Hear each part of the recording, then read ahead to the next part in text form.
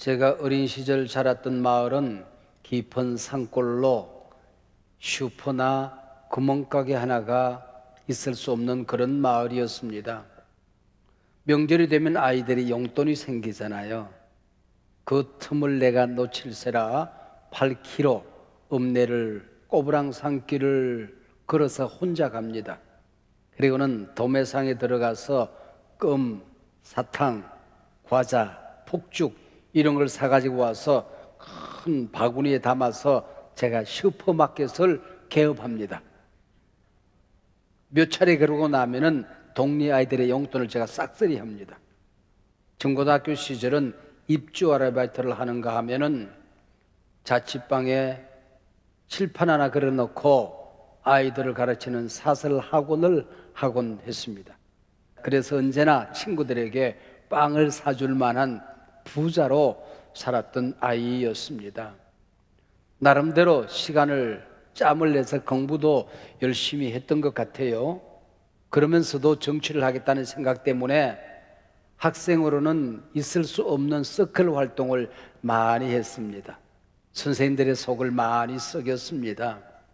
방황과 우여곡절 끝에 내가 평생 걸어가야 할 길을 목사의 길로 선택하고 신학교 가겠다 그랬더니 내 어머니는 안도의 한숨을 쉬고 그렇게 좋아하셨습니다. 그러나 선생님들은 멘붕에 빠졌어요. 저 사고뭉치가 목사가 되겠단다. 그래서 선생님들을 당황케 하곤 했죠. 아슬아슬했던 고등학교 시절 4년 만에 졸업을 하고 1973년도에 신학교에 입학을 했습니다. 제가 입학을 하던 그때 저는 큰 복을 받았습니다. 한경직이라고 하는 한국교회 우뚝 솟은 지도자를 뵐 수 있었고 그분의 설교를 들을 수가 있었습니다. 바로 그 해에 세계적인 복음 전도자 빌리 그레함이 한국을 방문하여 그 단순한 복음, 그 확신에 찬 복음을 전해주었습니다. 얼마나 가슴이 뛰었던지요. 그리고 그 당시 조용기라는 젊은 목사가 떠오르는 별로 서대문에서 개척을 하여 이름을 날리고 빈들 허허벌판에 지금의 여의도 선보원교회 예배당을 건축을 했습니다. 그때는 참 배고프고 가난했던 시절이었습니다.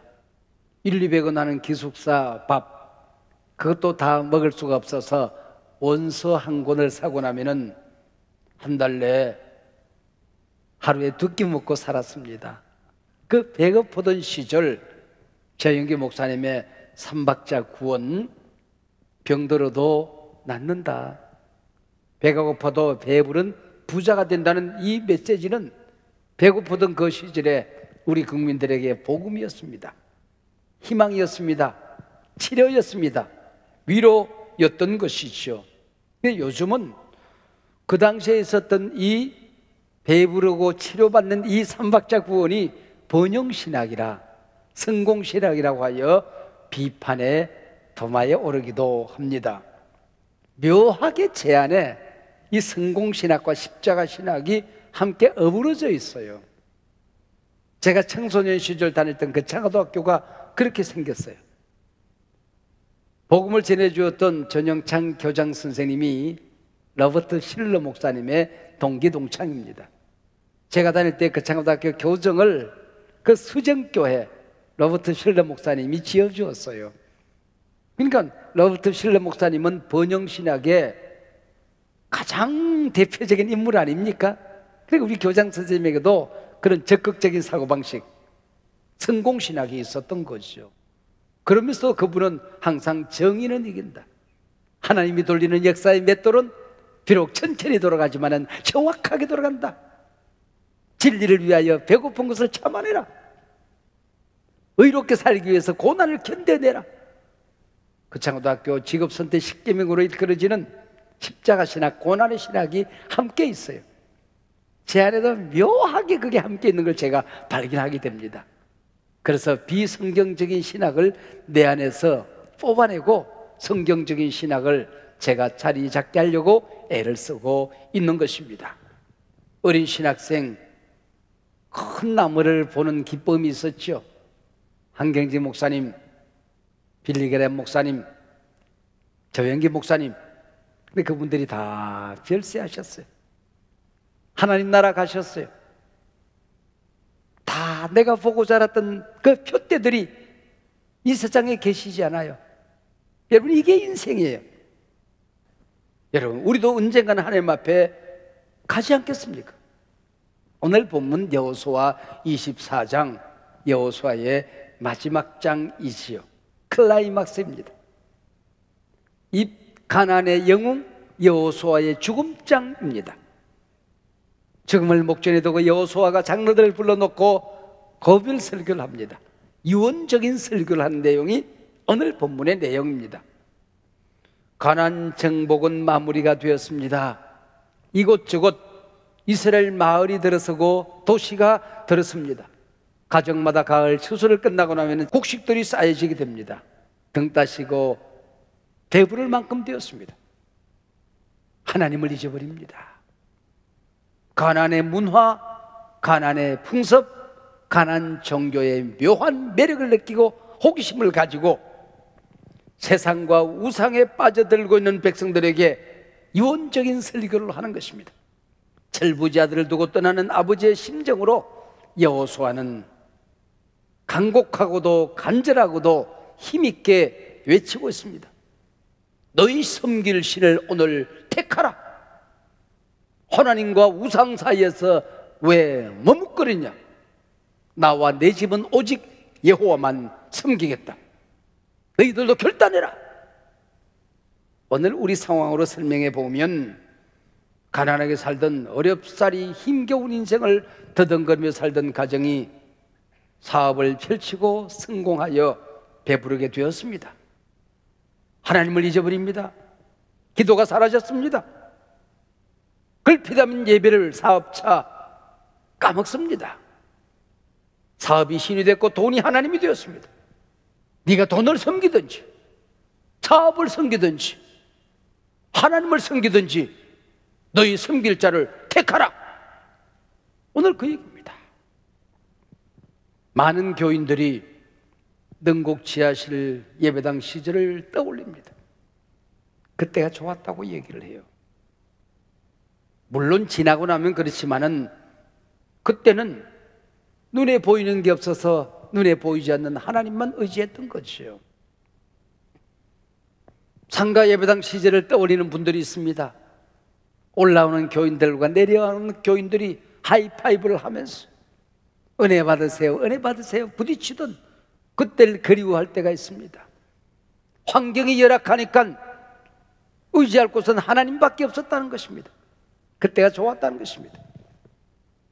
내심 저는 지난 한선문교회 역사 가운데에 지금이 어쩌면 가장 큰 위기일 수 있겠다 하는 생각을 하게 되는 것입니다. 하나님께서 한선문교회에 찾아오신다고 한다면 어떤 말씀을 전해주실까요? 너희의 성공, 너희의 이 웅장한 예배당, 화려한 번성, 이걸 섬기든지 하나님만 섬기든지 너희 섬길 자를 택하라. 나와 내 집은 오직 여호와를 섬기겠다. 여러분, 오늘 본문의 메시지가 수천 년 전 여호수아의 설교일까요? 오늘 우리에게 들려주시는 하나님의 음성은 아닐까요? 우리 교회를 향하여 하나님이 오늘 아침 말씀하십니다. 너희 섬길 신을 택하라. 나와 내 집은 오직 하나님만 섬기겠다. 하나님이 어떤 대답을 기다리실까요? 하나님, 우리는 하나님만 따를 거예요. 말씀대로 목회하고 말씀대로 믿을 거예요. 주님 기뻐하신 대로 순종하며 교회 섬길 거예요. 우리 교회는 오직 하나님만 섬길 거예요.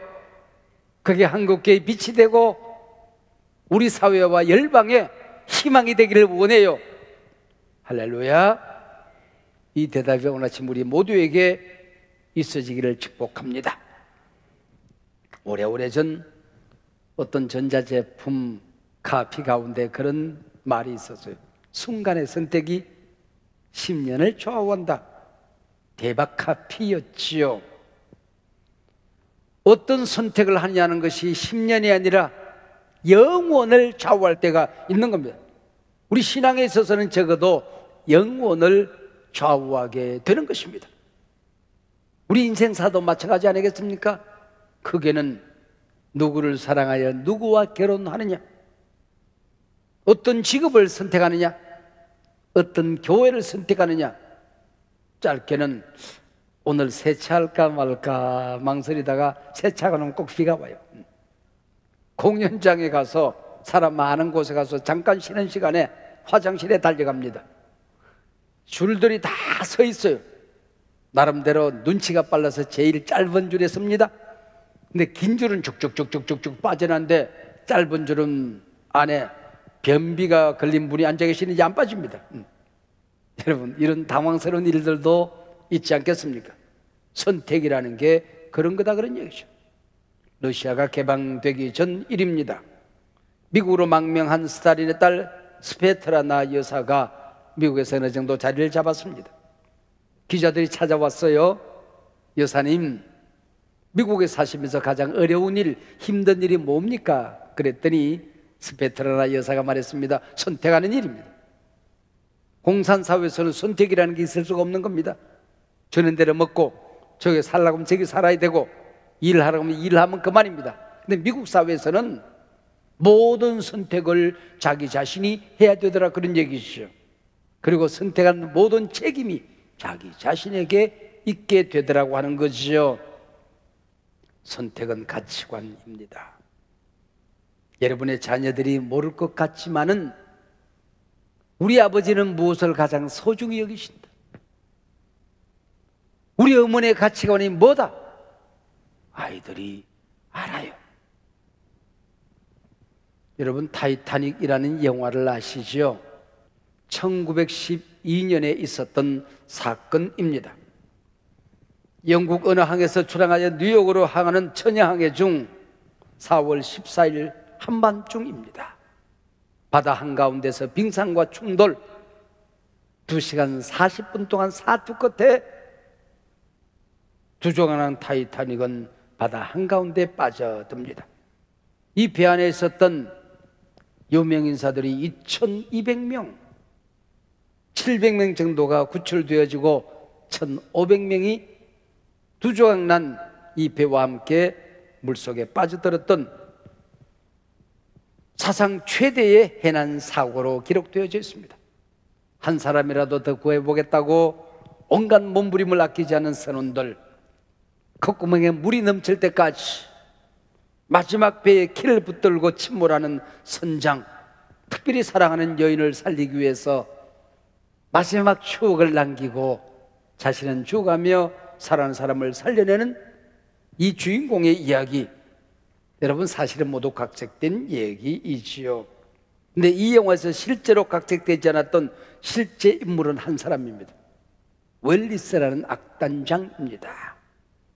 사계의 권위자들이, 유명인사들이 탔다는 얘기를 듣고 악단장으로 지원을 합니다. 어쩌면 복음을 전할 수 있는 기회가 있을 수도 있겠다 판단했던 것이죠. 배가 두동강에 나서 갑판회의 마지막 단원들과 함께 연주를 합니다. 그리고 은근은근 기어서 갑판으로 올라오는 사람들에게 복음을 전하기 시작하는 것입니다. 여러분, 지금 이 시간에 우리가 붙들어야 될 것은 마지막 판자 조각 하나가 아니라 하나님입니다. 어떤 선택을 해야 될 것인가? 이 시간에 우리는 결단을 해야 할 시간입니다. 하나님을 선택하시기를 바랍니다. 예수를 영접하시기를 바랍니다. 그리고 복음을 전했을 때 많은 사람들이 주일학교 다닐 때 그 복음을 떠올립니다. 그리고 내 주를 가까이 하게 하면 십자가 진 같은 고생이나 내 일생 소원은, 우리 이 찬송을 부르면서 마지막 이 배가 점점 가라앉지 않습니까? 사랑하는 여러분, 내가 보고 우러러보았던 그분들이 다 이 세상을 떠나듯이 우리도 언젠가는 떠나지 않겠습니까? 오늘 이 시간이 오늘 이 명절이, 오늘 밤이 여러분 인생의 마지막 시간이라고 한다면 여러분이 해야 할 말은 뭘까요? 여러분의 가정이 하나님 앞에 고백해야 될 그 거룩한 고백이 무엇일까요? 그 대답을 하라는 것입니다. 돈을 선택하시겠습니까? 명예를 선택하시겠습니까? 권세 이름을 선택하시겠습니까? 우리가 선택할 가치는 하나밖에 없는 것 아니겠습니까? 마지막에 남는 것, 천국이냐 지옥이냐, 하나님이냐 세상이냐, 우리가 선택해야 되지 않겠습니까? 이런 상황 속에서 여호수아는 고별 설교에서 외칩니다. 그러므로 이제는 여호와를 경외하며 온전함과 진실함으로 그를 섬기라. 너희 조상들이 강 저쪽과 애굽에서 섬기던 신들을 치워버리고 여호와만 섬기라. 여러분, 이게 우상은 여호수아 당시에만 있었던 게 아닙니다. 오늘 우리 곁에도 있는 것입니다. 우상은 원시인들에게만 있는 것 아닙니다. 제4차 산업혁명 시대, 디지털 르네상스 시대, 과학 만능 시대도 우상은 있는 것입니다. 우상은 우리가 예수 믿기 전에만 있었던 것은 아닙니다. 예수를 잘 믿는 지금 이 순간에도 우상이 내 곁에 있는 겁니다. 워런 위어스비는 현대인들에게 우상 두 가지가 있다 그랬습니다. 너희 삶을 통하여 내 주변에서 이루어진 그 많은 일들이 너 때문에 일어난 줄로 알면, 네가 잘나서 그렇게 된 줄로 알면, 내 공로로 그렇게 된 줄로 알면 나라는 우상에 이미 나는 빠지는 것이다 그랬습니다. 두 번째는 하나님이 내게 복을 주었어요. 넉넉한 환경을 주었어요. 이룰 만큼 이룬 자리에 앉혀놓았어요.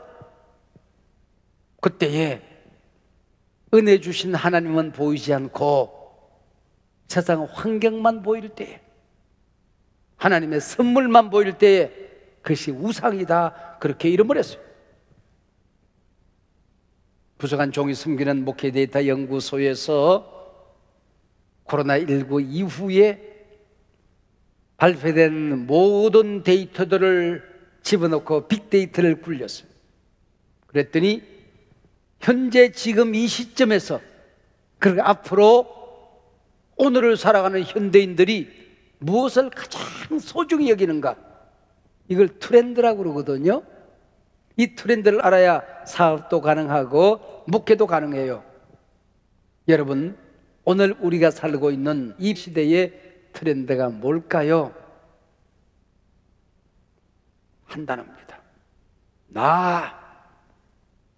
에고, 나가 현대인들의 트렌드라는 거예요. 내가 알고 있는 게 진리고, 내가 알고 있는 게 팩트고 사실이고, 내 판단은 언제나 옳고, 내가 기뻐하는 것은 진리고, 나를 유익하게 하는 것은 모든 것이 진리고, 그러지 않은 것은 모두 적이고. 여러분, 이런 우스꽝스러운 세대에 우리가 살아가게 되었다는 것입니다. 여기에 대하여 우리 그리스도인들은 아니라고 말할 수 있어야 되지 않겠습니까? 첫째는 자기 우상입니다. 여러분, 인생에 힘이 들 때는 몰랐어요. 버덩구리고 살 때는 몰랐어요. 내 힘으로 안 될 때는 기도했어요. 하나님을 의지했어요. 어느 순간 이룰 만큼 이루고 난 다음에는 우리가 바라보고 살던 거룩한 시선이 하나님에게서 세상으로 옮겨져요. 내 가슴을 뜨겁게 만들던 그 열정이 사라져요. 간 곳이 없어요. 중심에 내가 있고 세상이 있고 성공이 있는 겁니다. 이게 바로 우상이라고 하는 것입니다.